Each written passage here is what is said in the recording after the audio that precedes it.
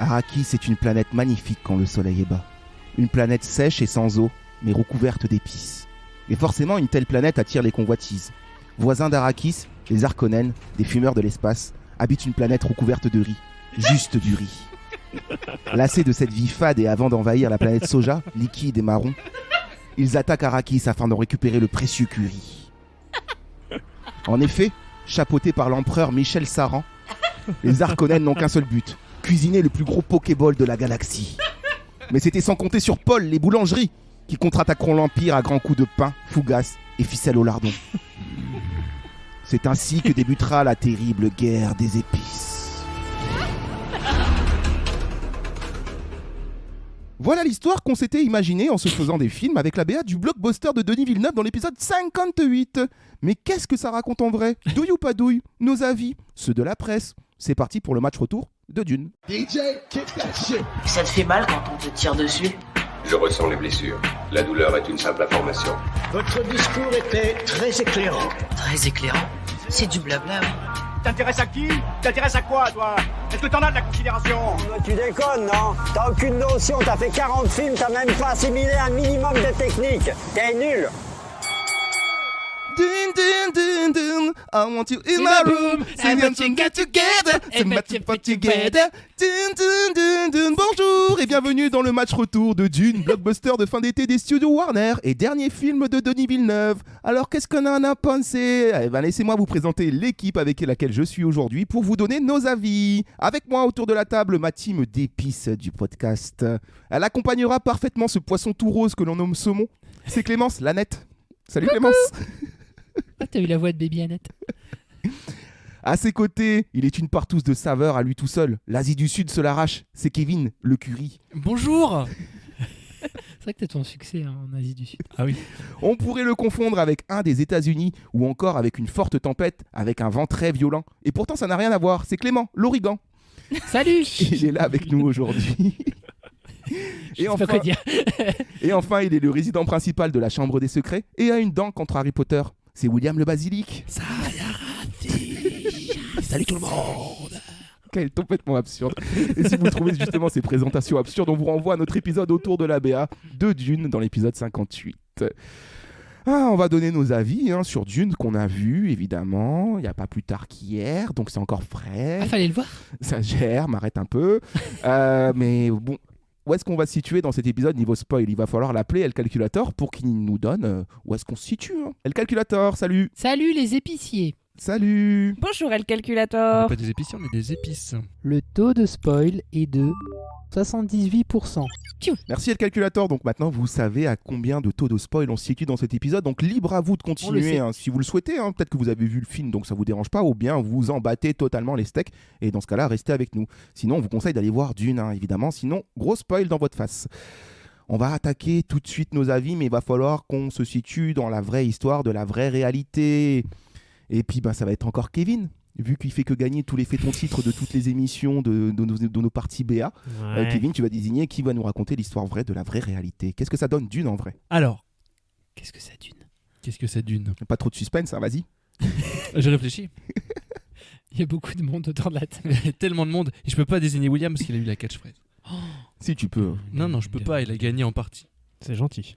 Donc c'est toi, Romain, qui va raconter. Ah l'histoire. merde, putain. Les histoires simples, ok, mais ok, Dune. Bon. Oui, bravo. Alors Dune, évidemment, tout se passe autour de la planète Arrakis, qui est le centre d'intérêt de certaines familles qui tournent autour, parce que Arrakis, évidemment, est une planète pleine de sable et dans laquelle regorge l'épice, une denrée rare que tout le monde s'arrache. Et on débarque dans le film, en fait, où les Harkonnen sont virés par l'empereur de cette planète. C'est eux, ça faisait un moment qu'ils étaient sur cette planète et qui dirigeaient un peu comme ça, sauf que les Harkonnen, c'est des gros méchants, tu vois. C'est Dave Bautista et toute sa bande. Ils sont tout blancs, ils ont des tatouages, bref, ça pue le méchant. Et on envoie la famille la gentille famille Atreides, donc composée d'Oscar Isaac, Timothée Chalamet, Rebecca Ferguson. Donc ça, c'est la petite famille, quoi, parents et enfants, qui vont débarquer du coup sur Arrakis et qui vont essayer d'instaurer une politique un peu plus sympa, quoi. Donc essayer d'être un peu plus proche du peuple indigène qui sont les Fremen, donc toute la tribu de Zendaya et compagnie. Et va s'en suivre du coup des conflits politiques autour de ça, avec surtout une course au pouvoir, un peu vraiment à la Game of Thrones de l'espace, quoi. Les Harkonnen pas contents vont revenir tout casser, ça va faire des morts par-ci par-là, et le petit Timothée Chalamet, Paul, dans l'histoire, lui est confronté à des visions, et notamment parce qu'il a hérité un peu, comment dire, de pouvoir un peu mystique. C'est une espèce de messie en fait. Ouais, donc il se sent lié avec ces indigènes qu'il n'a jamais rencontrés, et pourtant il va être confronté justement à son destin et poussé à les rencontrer. Et voilà. Je sais pas si c'est assez clair, mais bon, tout bien. Ça sous fond C'était super. Sous fond de gros space opéra d'action et de gros. Et avec des vers dans le sable. Avec des vers, oui, il y a des vers dans le sable. Voilà, il y a toute une faune spécifique à Arrakis, notamment de gros vers dans le sable qui sont attirés par les vibrations. Donc il y a une façon de marcher dans le sable et tout. Enfin, tout un délire. Je veux pas trop en dire parce que c'est bien résumé. Faut garder un peu sous la patte pour nos avis. Tu as résumé 500 pages en 2 minutes. Merci. C'est incroyable. Putain, j'ai fait des progrès, je suis content de moi. Alors, du coup, qu'est-ce que ça donne Dune ? Déjà, par rapport à la BA, qu'est-ce que ça donne ? Et ensuite, on bascule sur nos avis. Et pour ça, on a une rubrique qui s'appelle le douille ou pas douille. Douille, pas douille. C'était une douille. Douille, pas douille. C'est pas une douille. Douille pas douille, l'ABA nous a vendu du rêve, on était hypé, on a même développé le SDA. Le SDA a fait ABA, c'est le syndrome de l'attente, et il peut être très dangereux parce que du coup, on est très hypé par un film et puis parfois on est déçu. Là pour le coup, qu'est-ce que ça a donné ? Alors douille ou pas douille par rapport à l'ABA, le film, William, douille ou pas douille ? Pas douille du tout, je m'attendais à un très grand spectacle, bien écrit, bien réalisé, c'est ce que j'ai eu. Clémence, douille ou pas douille ? Tout sauf douille. Ouh. Clément, douille ou pas douille ? Pas douille, une BA qui j'ai trouvé assez fidèle au film et qui avait le bon goût de nous présenter des plans qui sont principalement dans les 15 premières minutes du film, ce qui fait que dès qu'on a passé le premier quart d'heure, en fait, on va découvrir des images qu'on n'a pas vues dans la BA, et je trouve ça très bien. Donc une très bonne BA. Ah. Et un très bon film. Kevin, douille ou pas douille ? Bah pas douille, c'est un grand film, c'est titanesque, mais néanmoins j'ai pas été épargné par le SDA, on en parlera après. Et toi Romain ? Bah pareil, exactement ce qu'a dit Clément. C'est vrai que quand on commence le film, on fait attends, ça c'est dans la BR, c'est dans la BR, mais c'est trop bien. Du coup, il reste plus de 2h30 de film et on a encore la dose de choses à découvrir, donc c'était trop cool. Du coup, tu te dis, bah voilà, bah au moins je sais, parce que c'est vrai que quand tu fais les BA, tu te dis, bah attends, ce plan n'est pas sorti, donc tu sais où est-ce que tu te situes un peu. C'est pour ça qu'il y a beaucoup de gens qui regardent pas les BA, mais nous c'est notre boulot, hein, on y va. Et donc très content, et puis la BA c'est vrai qu'elle balançait de l'épique, beaucoup de l'épice surtout, ouais. C'était très épice, et on retrouve ça dans le film. On va développer tout de suite sur nos avis du coup, on a l'air d'être une seule et unique team là pour le coup. Oui, il va pas y avoir... Allez, qui se lance dans le désert d'Arrakis ? Je veux bien, si tu veux. Clément, toujours le premier à se lancer, c'est parti. Non, je suis pas toujours le premier. Qu'est-ce que t'en as pensé, toi, de douille Je rejoins Kevin et toi, je pense, Romain, sur le fait que j'ai été légèrement déçu en sortie de salle, dans le sens où j'ai pas pris une claque aller-retour comparable à Interstellar ou des films comme ça, où vraiment j'étais scotché à mon siège et tout. Cela dit, c'est un excellent film. Le cahier des charges était vraiment intenable. Je sais pas comment il a fait pour... exposer tous les concepts aussi clairement, aussi rapidement, et en même temps faire du Villeneuve, quoi. C'est pas que un film fonctionnel, il y a des plans magnifiques tout le temps en fait, et donc bon, c'est un ravissement en fait pour les yeux, pour les oreilles. Je trouve que c'est une excellente adaptation de Dune, contrairement au film de Lynch, même si on avait dit il n'avait pas forcément la main dessus. On voit que c'est un fan de Dune, on voit qu'il a tout compris à l'univers, les enjeux, même ce qu'il zappe. Il est obligé parce qu'en 2h35 tu peux pas faire 500 pages ou 600 pages d'un livre, est intelligent et ne manque pas à l'histoire, et il se resserre du coup sur la relation entre Paul et sa mère, qui est effectivement le centre du livre et qui est le centre du film, et c'est juste trop touchant. Moi je m'attendais pas à être autant ému parce qu'on m'avait dit que le film était assez froid. J'ai trouvé le film beaucoup moins froid que le bouquin. J'ai été touché moi par le jeu des acteurs, et c'est le deuxième point que je veux développer, c'est que le casting est incroyable, vraiment.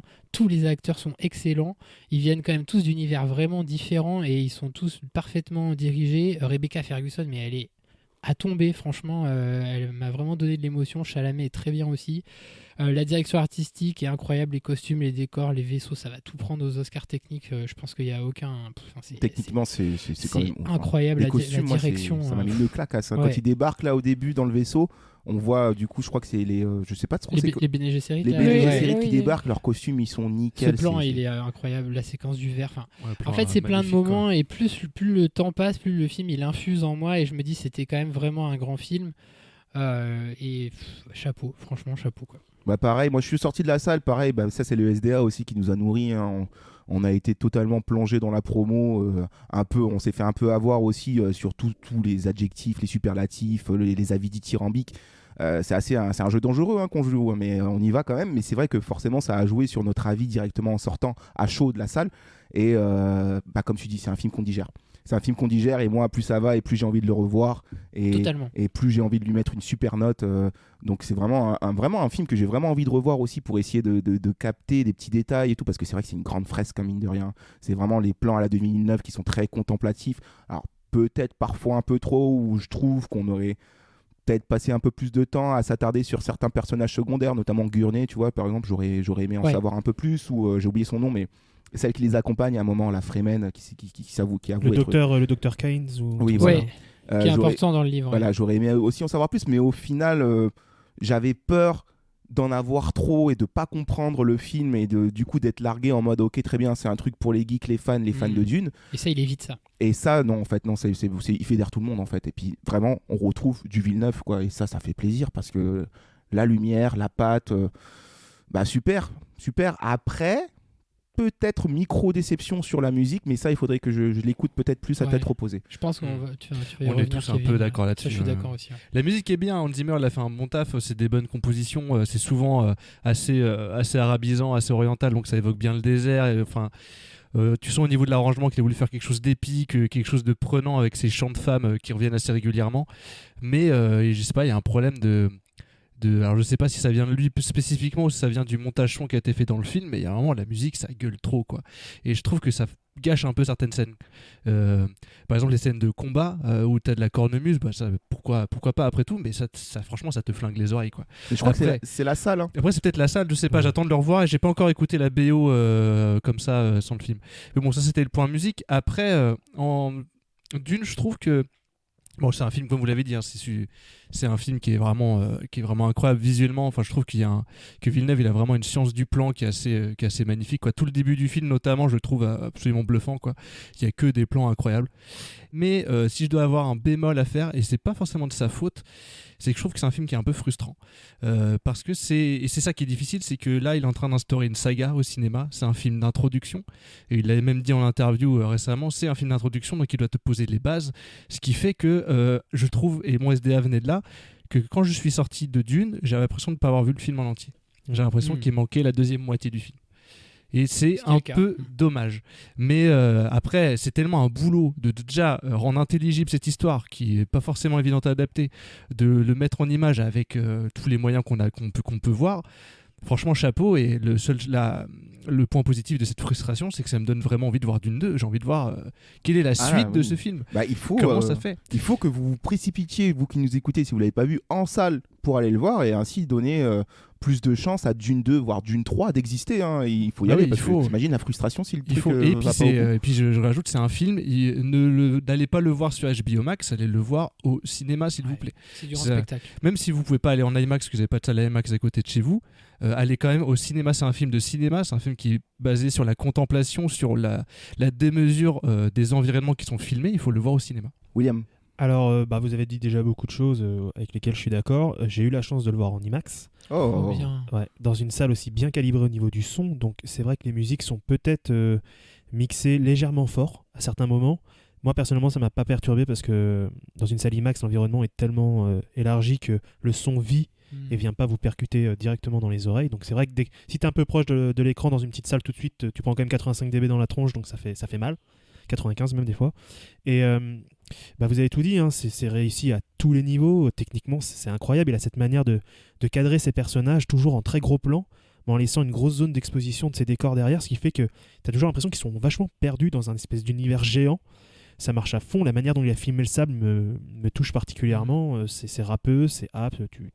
Moi, j'avais presque chaud des fois dans la salle juste en regardant le désert. Enfin, vraiment, c'est d'une beauté. Mais c'était réfléchi apparemment. Oui, c'est ce qu'il pas les disait, détails techniques, mais par rapport à justement cet effet visuel qu'ils voulaient avoir, cet un peu de désaturation. Ils sont surtout allés tourner dans des déserts où ils savaient qu'ils auraient cette espèce de lumière blanche d'environnement supérieur, donc au-dessus des dunes blancs, pour vraiment essayer de noyer un peu la différence entre sable et atmosphère. Donc oui, ça marche complètement. La musique, moi, je l'ai trouvée du coup très bonne. Je trouve que Alice a fait un très beau boulot.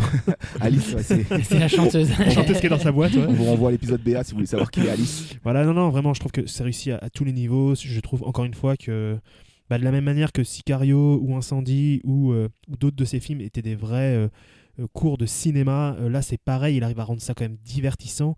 Comme l'a dit Kevin, c'est un film d'introduction, donc oui, à la fin t'es vachement frustré parce que tu sens que le film s'arrête là où l'histoire va, surtout tout le passage spirituel du personnage va commencer à prendre de l'importance, et t'as envie de le savoir, et puis on va devoir attendre 1 ou 2 ans avant de voir la suite. Si le film marche, il a l'air bien parti pour, donc moi je suis plutôt optimiste. Le film est incroyable, j'ai tout adoré, je trouve que tous les personnages sont extrêmement bien joués, même Jason Momoa qui pourtant et Aquaman. Et plus un personnage d'action dans le film, je trouve qu'ils arrivent à en faire touchant, il est très touchant. Gurney, je pense qu'on va le revoir dans le 2e film puisqu'on voit pas sa mort, donc c'est, je pense, une préparation de paiement pour la suite. Voilà, je suis très curieux de voir quelle va être l'évolution spirituelle du personnage principal qui est Paul, puisqu'il y a quand même tout un gros truc là-dessus et qu'il a l'air d'accepter cette partie de lui juste à la fin du film. Désolé pour le spoil, on va devoir monter un peu le pourcentage. Et ensuite, voilà, je crois qu'aujourd'hui Denis Villeneuve est pour moi quand même un des meilleurs réalisateurs qu'on a du moment. Ah, c'est la relève. Aussi bien techniquement que dans la narration. Et je pense que je retournerai voir le film en IMAX d'ici la semaine prochaine. Et ça a tout fait sens, je trouve, dans le film. Tout fait sens, des décors aux costumes en passant par la lumière, le storyboard, les scénarios, enfin les plans, tout fait sens. Et c'est compliqué parce que du coup, comme tout est bien, j'ai beaucoup de mal à m'exprimer sur le film en fait, parce que par où commencer? Dès que tu veux parler d'un truc, que tout est réussi à 100%, à part dire que c'est génial. Moi, j'avais pas de syndrome de SDR en plus parce que j'avais un peu réussi à esquiver toutes les bandes annonces, toute la promo. Donc j'y suis vraiment allé en étant très neutre, mais en étant fan du réalisateur, et j'ai pas du tout été déçu. Et pour toi, est-ce que ça fait sens, Dune, Clémence? Mais oui, bien sûr. Non, mais franchement, en fait, je veux. Enfin, pour moi, ça me paraît impossible de ressentir une frustration du fait de ne pas avoir eu une claque ou quoi sur ce film, parce que je fais vraiment une différence avec ce film sur d'autres choses qui peuvent me foutre une grosse baffe dans la gueule, et ça qui est un vrai pur plaisir de divertissement. Mais comme j'en ai pas ressenti depuis trop longtemps en fait. Cette sensation d'en sortir et d'être trop heureuse, trop impatiente de voir la suite. J'avais pas envie que ça se termine, et assez vite pendant le visionnage je me suis dit en fait je vais pas avoir envie que ça s'arrête, ça va être trop dur. Et vraiment je pense que j'avais ressenti ça la dernière fois quand j'étais beaucoup plus jeune, quand je voyais des Harry Potter ou quoi. Ah ouais, ça remonte. Je renoue en fait un peu avec un truc vraiment innocent que j'avais un peu perdu au ciné. Alors j'en ai vu plein des grosses claques de films dans la gueule, hyper dur, hyper marquant, enfin pas hyper dur mais hyper marquant, hyper fort, mais là c'est pas du même registre en fait. Pour moi c'est que c'est vraiment une magnifique œuvre qui m'a apporté du plaisir quoi, surtout du plaisir. Et alors il y a un truc qui me frappe quand même, c'est que il y a plein de gens qui ont toujours reproché à Denis Villeneuve que ça manque d'émotion dans ses films, que ça soit très froid, et j'ai entendu encore une fois sur Dune le même genre de critique. Il y a quand même une partie du public qui considère que c'est très bien réalisé, c'est hyper technique et tout, maîtrisé à tous les niveaux, mais qu'il manque l'émotion et qu'ils n'étaient pas impliqués avec les persos. Et pour le coup, moi, je ne suis pas du tout de cet avis. Vraiment, comme Clément le disait, j'ai trouvé que le casting était incroyable et qu'ils jouent tous super bien, ce qui fait que je me suis attachée très très vite à principalement tous les personnages, quoi. Mais je comprends ce que veulent dire les gens, peut-être, parce que c'est vrai que c'est quand même des personnages qui sont froids, quoi, au fond. Ce sont des puissants, ouais. Voilà, et puis c'est des personnages qui vont vers la découverte et qui vont découvrir une nouvelle planète, une nouvelle culture, et qui du coup vont se découvrir aussi eux-mêmes à travers ça. Donc forcément ce passage il est obligatoire, et puis tout, à mon avis tout va exploser peut-être dans l'épisode 2 si je trouve pas que les personnages soient froids. Je trouve que le personnage de Jessica, donc Rebecca Ferguson, dès le début amenée comme une Bene Gesserit qui a enseigné plein de choses à son fils, qui a peur pour lui et qui sait qu'il y a quelque chose de très important qui va se passer peut-être autour de lui et qui a plein d'attentes et en même temps de peur. Elle est froide à aucun moment dès le départ. Son père non plus. Leto Atreides, il est ultra stylé comme personnage de père, en mode Mufasa en fait. Ouais, mais pour voilà, tu Simba, sens qu'ils quoi. ils ont une éducation quand même ultra cadrée, Oui, protocolaire. Oui, on Oui, s'épanche oui, pas. mais tu vois, même quand ils quittent leur planète pour aller sur Arrakis, je trouve que c'est hyper bien. En fait, c'est la manière dont c'est raconté, je trouve que c'est hyper bien raconté. T'es vachement dans un espèce de déménagement hyper fort pour la famille. Ils partent vraiment de leur patrie, ils sont déracinés et ils vont devoir, même si c'est des aspects politiques qui peuvent aussi être vus comme un peu froids, bah en fait, pour eux, il y a un vrai sens psychologique derrière ça, tu vois, le fait d'aller face à un autre peuple qui veut pas être en dessous d'eux. Et vraiment, tout ça, ça m'a vachement parlé, ce qui fait que j'étais attachée autant à personnages principaux que secondaires, et que bah, quand il y en a qui disparaissent, j'étais vraiment triste, quoi. Voilà, donc vraiment, et puis j'ai été très touchée par Paul et Jessica Atreides qui sont au centre du truc. Et il y a des scènes qui prennent le temps pour un blockbuster, par exemple une scène centrale où ils sont tous les deux lâchés dans le désert et qui sont sous une tente et qui sont en plein deuil. Bah en fait, ça peut paraître une longueur dans le film, mais je trouve que ça prend vraiment le temps de développer à quel point c'est dur pour eux et à quel point ils doivent s'en relever. Et ça passe bien le ça, moment est important. à travers le regard de Rebecca Ferguson, je trouve que ça passe bien, quoi. L'amour qu'elle porte et la protection qu'elle apporte à son fils. Oui, je vais juste revenir sur deux petits trucs. On avait peur de l'humour. Et bah c'est très bien dosé. Et en fait, il n'y en a pas. Voilà, c'est super. Mais dans le sens il y a les deux blagues qu'il y a dans la BH. Voilà, et en plus, tuer, mais... et elles sont pas traitées comme des blagues en fait. C'est vraiment en fait du dialogue d'amis qui se parlent et du coup ça fonctionne très très bien. C'est pas du gag. Et je voudrais juste revenir sur la froideur des personnages. Moi, je fais partie des gens qui considèrent que la froideur chez quelqu'un, c'est quelque chose de très émotionnel, tu vois. Et notamment, par exemple, tu as ce discours que tu as entre Paul et Chani. Chani, voilà, où elle lui dit ouais, c'est un très bon combattant et tu vas mourir. Et c'est vraiment très très fort leur discussion, mais il y a une espèce d'énergie qui se dégage entre les deux dans leur froideur. Il y a un non-dit où elle n'est pas encore dans un état où elle va comprendre qui va être plus pour elle, j'ai l'impression. Et je trouve que dans toute la froideur des personnages, parce qu'ils sont importants, parce qu'ils ont des responsabilités, il y a une espèce de tension émotionnelle qui est présente. Et moi, ça me touche personnellement. Donc j'ai beaucoup de mal à entendre dire que y a pas de froideur, enfin que la froideur est nulle chez Denis Villeneuve, quoi. C'est ce que tu disais, Clément, c'est que ce qui est hyper prometteur, c'est que c'est le premier volet, quoi. C'est ça qui est ouf, c'est que tu sors du film en te disant putain, mais qu'est-ce que ça va être la suite. Enfin, je sais même pas si on peut comparer au Seigneur des Anneaux ou quoi. C'est que vraiment le premier volet est déjà tellement excellent. Tu vois, par exemple, si je compare à, je sais pas exactement pourquoi, mais à Batman Begins, tu vois, c'est 100 fois supérieur. C'est que tu te dis là, il a posé les bases. Donc, effectivement, en fait, c'est un prologue de 2h35. C'est quand même un exercice qui paraît compliqué sur le papier. Et pourtant, c'est divertissant, c'est prenant. T'as peur pour les personnages, tu découvres tout le temps des choses et tout. Et tu peux pas t'empêcher de dire, putain, mais le 2... Ah ouais, mais allons-y, quoi. Et ça, c'est trop bien parce que moi, surtout, ce que j'ai hâte, c'est que le grand public découvre Denis Villeneuve. Je parle du très grand public parce qu'il est connu des cinéphiles et du grand public globalement. Mais là, vraiment, c'est un film, c'est un blockbuster de divertissement énorme et qui va enfin le consacrer comme quelqu'un qui, oui, est bankable et en même temps est un artiste. Et pour ça, il n'y a que Nolan, en fait, pour moi. Et Spielberg, tu vois, peut-être. Et donc, ils rentrent tout d'un coup dans une espèce de cercle fermé de réalisateurs qui sont à la fois excellents artistiquement, en même temps complètement divertissants et qui font de l'argent. Et ouais, le 2, je l'attends trop là. Bah, là, il devient titu, hein. Il devient titu Ouais. à la Warner, là, pour le coup, parce que du coup, Nolan s'est barré à Universal. Ça peut-être lui laisser champ libre pour d'autres choses. Et justement, en le comparant à d'autres réals, pour moi, il y a un truc qui est pas anodin, c'est que dans ses remerciements, il remercie Guillermo del Toro. Et juste pour revenir à la manière dont il raconte cette histoire, c'est une adaptation, mais je trouve que vraiment, dans son adaptation, il a une manière de raconter qui, pour moi, se rapproche vraiment du talent qu'a aussi Guillermo del Toro de si bien raconter les histoires et si bien nous prendre. Et ça tient à la fois... la subtilité de l'écriture psychologique des personnages, ce qui est dit, ce qui n'est pas dit, ce qui est joué, mais aussi à toute la manière dont l'univers est palpable. Parce que vraiment, tu vois, il a du budget, mais que ce soit le sable, que ce soit les vaisseaux, que ce soit l'architecture, les pierres et tout, tout est ultra palpable et on a l'impression d'y être. Tu vois, on est en immersion totale. On sent qu'en fait, chaque détail est travaillé, rien n'est laissé au hasard. à un moment, ça m'a vachement frappé. On voit de très haut du vol d'un vaisseau des palmiers, et c'est juste les seuls palmiers qu'il y a dans la ville sur Arrakis. Et il y a une scène, effectivement, un peu plus tard, où on explique l'importance de ces palmiers. Et je trouve que, tu vois, vraiment, il amène les trucs de manière toujours subtile. Et même les éléments du roman qu'on peut ne pas connaître parce qu'on peut ne pas l'avoir lu, des choses assez techniques, comme les objets qu'ils ont, la technologie, il arrive finalement à nous faire comprendre tout ça sans surexpliquer, que ce soit les boucliers, que ce soit tous les équipements des Fremen.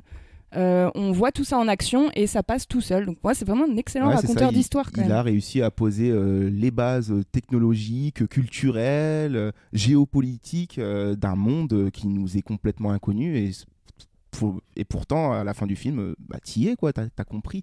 T'as pas besoin de 1000 explications ou quoi. Ils ont des vaisseaux libellules, c'est bon. Et c'est aussi dû à ces choix artistiques de refuser le fond vert. Je pense qu'il y en a quand même un peu, c'est obligé, mais c'est quelqu'un qui fait, c'est pour ça que je le rapprochais de Nolan aussi, qui fait les choses en vrai, qui tourne en vrai, et voilà, il n'y a pas de secret, tu le sens, tu sens le sable, tu sens l'épice, tu sens les verres, tu sens les vaisseaux, tout existe en fait, tout est, voilà, c'est pas comme un Marvel où tu vois que c'est plat. C'est du studio. Ouais, voilà, et malgré qu'il y a des très bons artistes VFX et tout chez Marvel, mais là, voilà, et ça traverse le temps en fait. Je pense que ça vieillit pas, tu vois. Et aussi cette envie de lier les éléments et les confronter avec même les émotions de ces personnages et aussi leur objectif, quoi, leur parcours.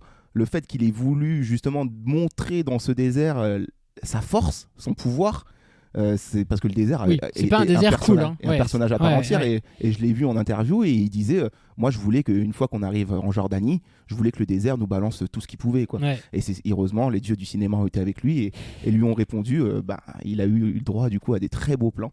Et un très beau désert qui fait sens. Une dernière, vas-y Clément. Après moi j'ai un bémol juste sur le film, et c'est là où je sens un peu la Warner en contrôle, même si je pense qu'il a eu une liberté artistique assez grande et tout, c'est le refus de la violence quand même explicite.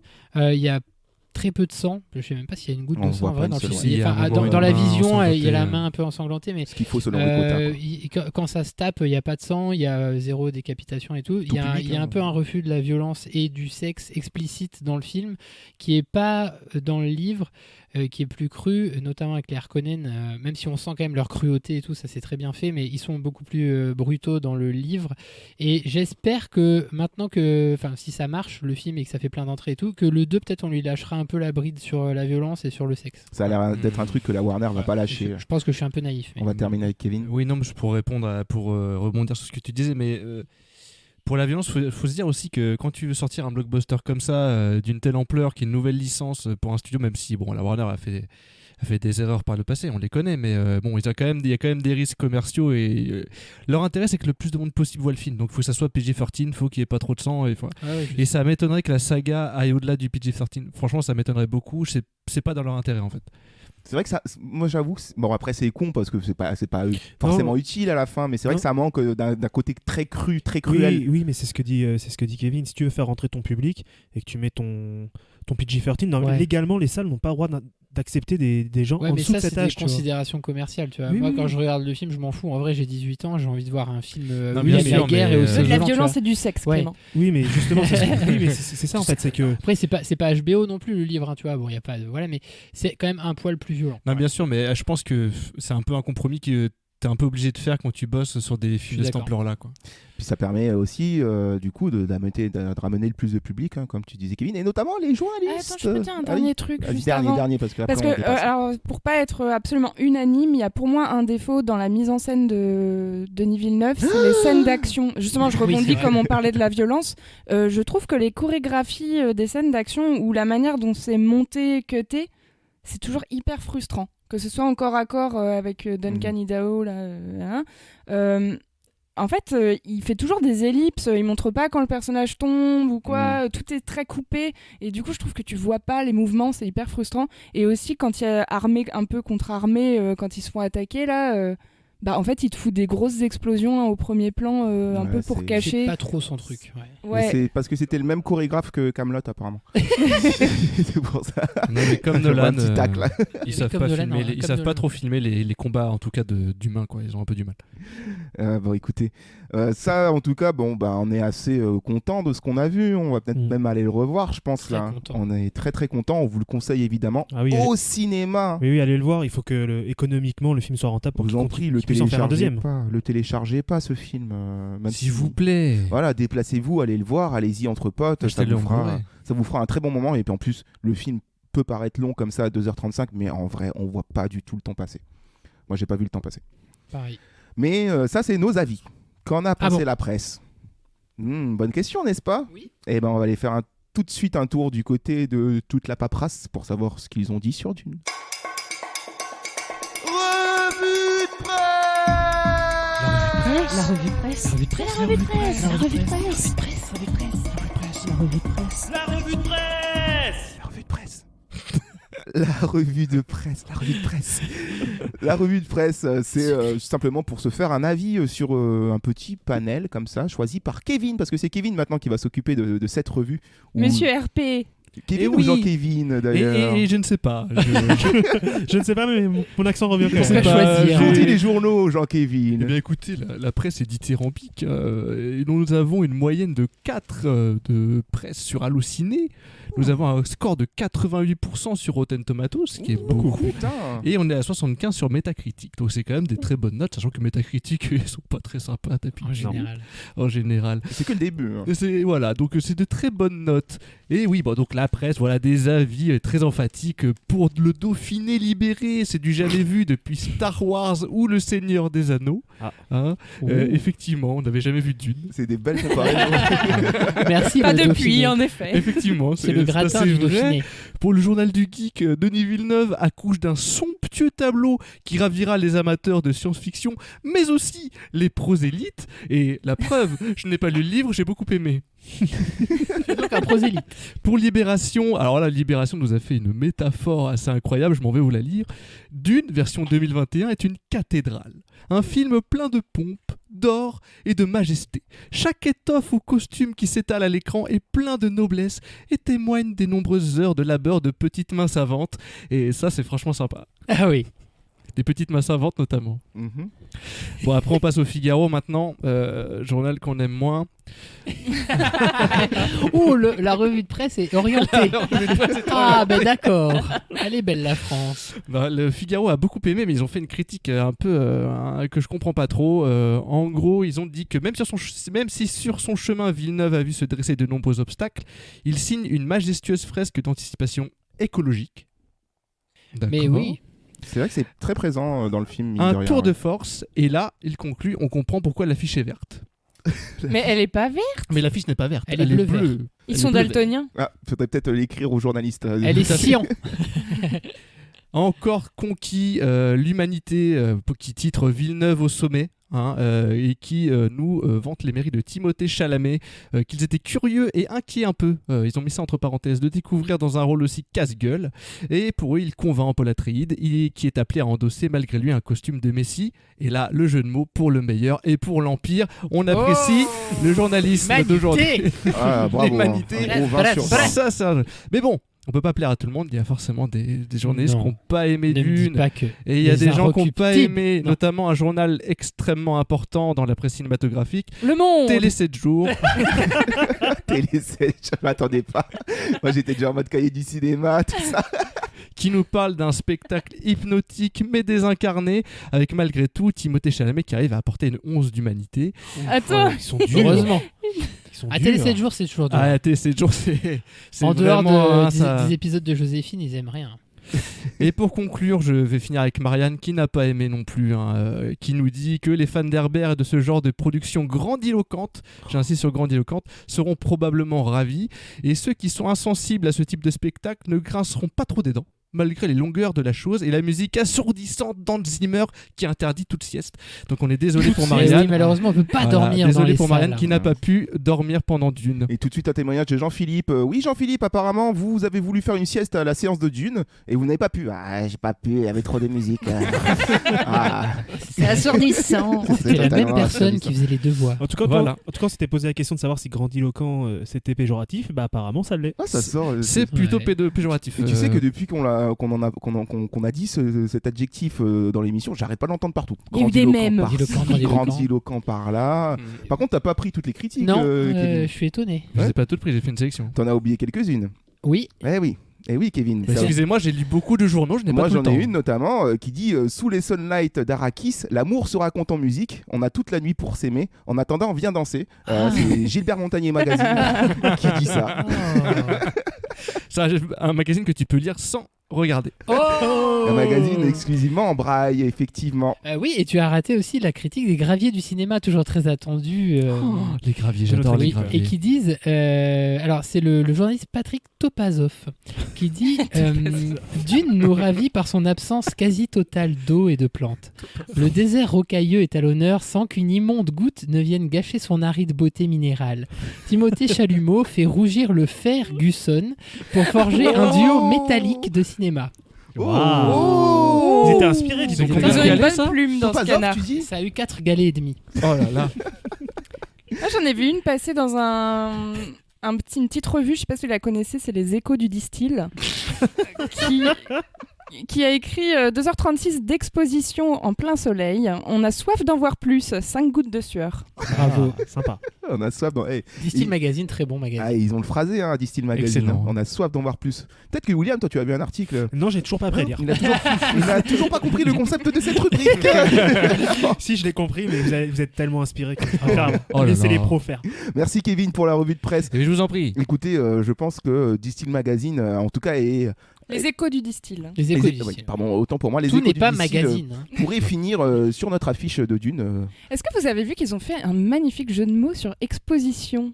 Oui. Exposition au soleil. Bah oui. Ah oui. Et l'exposition J'aime beaucoup leur également. plume. On l'avait relevé. Oh là là, mais Pas la peine de le Attention, mettre en avant. si tu l'expliques trop. Oui, j'adore les Échos du Distil. Je suis Les échos, désolée, oui, je oui. les suis. On a toute la collection à la colloque. Eh ben, on mettra les Échos du Distil sur l'affiche. Oui. Ah là là là là. Mais dis donc, cette presse, on en apprend tous les jours. Il y a des magazines que moi je connaissais même pas, je vous avoue. Et pourtant, comme disait Charles Aznavour, il est temps de se dire au revoir. Oui, là, les vraiment. amis. Il a envie de chanter aujourd'hui. Il est très mélodique. Allez, on va passer aux au revoir. You see, mystery is an intellectual process. But suspense is essentially an emotional process. Voilà, c'était le match retour sur Dune de Denis Villeneuve. Une petite, c'est pas une clacasse, c'est une petite gifle, une petite gifle qu'on a pris là avant d'aller se faire un deuxième visionnage parce qu'on a quand même ultra adoré le film. On va pas vous le redire encore une fois, mais en tout cas courez-y. Et puis pour la semaine prochaine, en termes de match retour, nous partirons du coup sur tout l'inverse de Dune, parce qu'on ira voir Stillwater. Donc on vous fera un match retour sur Stillwater. Après le désert aride d'Arrakis, Marseille, l'aquatique. J'ai pas trouvé. Les eaux troubles de Marseille. Canebière Magazine a bien aimé. Ils ont mis 3 pastis sur 5. Il y a 4 anissettes à Pastis Magazine.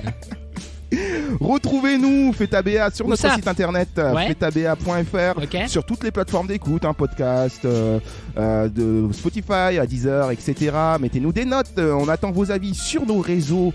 Parce que nous aussi on a envie de savoir ce que vous pensez de Dune. Eh ouais, mais dites-le nous un peu, pourquoi vous nous le dites pas? Pourquoi vous nous parlez jamais d'abord? Venez sur Facebook, venez sur Twitter, venez sur Instagram et dites-nous tout ça. Et la semaine prochaine, on retournera Stillwater avec Matt Damon et Camille Cotin. Salut. Et voilà, on vous dit au revoir, on vous fait des bisous. Et à la semaine prochaine. À la semaine prochaine. Bisous. Bientôt.